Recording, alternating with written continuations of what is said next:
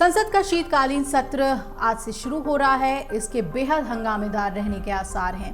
3 राज्यों के विधानसभा चुनाव में मिली हार से निराश विपक्ष एकजुट होकर सत्तारूढ़ भाजपा पर बेरोजगारी, महंगाई, मणिपुर हिंसा और जांच एजेंसियों के इस्तेमाल को लेकर हमला बोलेगी। वहीं शानदार जीत से उत्साहित भाजपा आक्रामक तरीके से विपक्ष पर पलटवार करेगी। सत्र के दौरान कई अहम बिलों के अलावा तृणमूल कांग्रेस सांसद महुआ मोइत्रा के निष्कासन की सिफारिश वाली रिपोर्ट भी पेश किए जाने की उम्मीद है।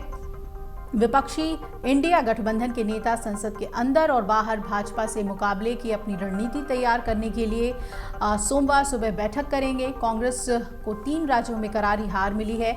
संसदीय कार्य मंत्री प्रहलाद जोशी ने कहा कि अगर विपक्ष ने संसद को बाधित किया तो उसे इससे भी बुरे नतीजे भुगतने होंगे। सरकार ने शीतकालीन सत्र की 15 बैठकों के लिए भारी भरकम विधायी एजेंडा पेश किया है।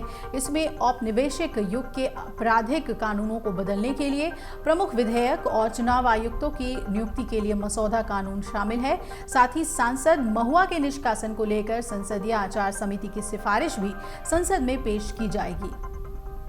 कहा जा रहा है कि सरकार समिति की सिफारिश अपनाने के लिए लोकसभा में प्रस्ताव पेश करेगी। मीडिया रिपोर्ट्स के मुताबिक चुनाव परिणामों के बाद INDIA गठबंधन एक बार फिर चर्चा में आ गया है। सोमवार को गठबंधन दलों के संसदीय दल के नेता कांग्रेस प्रमुख मल्लिकार्जुन खड़गे उनके चैम्बर में मुलाकात करेंगे। सभी विपक्षी नेता संसद में अपनी फ्लोर रणनीति पर चर्चा करेंगे।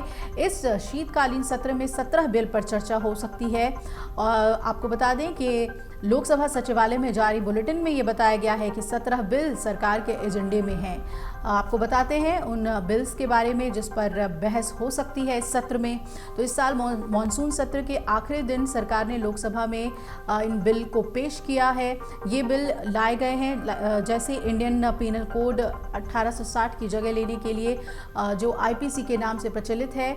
किसी भी घटना या दुर्घटना के बाद पुलिस IPC की धाराएं लगाती हैं जिन्हें सिद्ध करने पर अदालत सजा सुनाती है। भारतीय न्याय संहिता लोकसभा में पेश होने के बाद स्टैंडिंग कमेटी के पास भेज दिया गया था। 10 नवंबर को कमेटी ने अपनी रिपोर्ट पेश कर दी थी। चीफ इलेक्शन कमिश्नर और बाकी इलेक्शन कमिश्नर्स की नियुक्ति के लिए ये बिल लाया गया। कमिश्नर की योग्यता का आधार क्या होगा, सर्विस के दौरान क्या नियम कानून होंगे, ये सब इसी बिल के आधार पर तय होगा।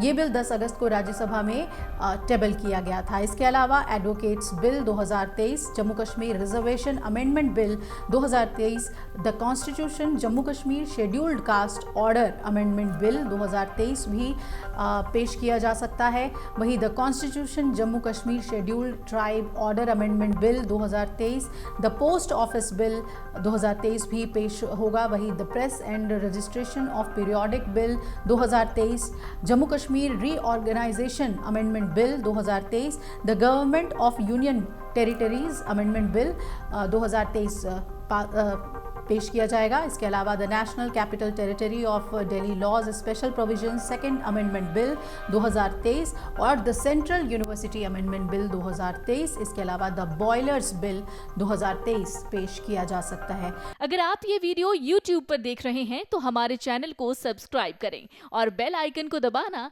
ना भूलें। अगर आप Facebook पर ये वीडियो देख रहे हैं तो हमारे पेज को लाइक करें।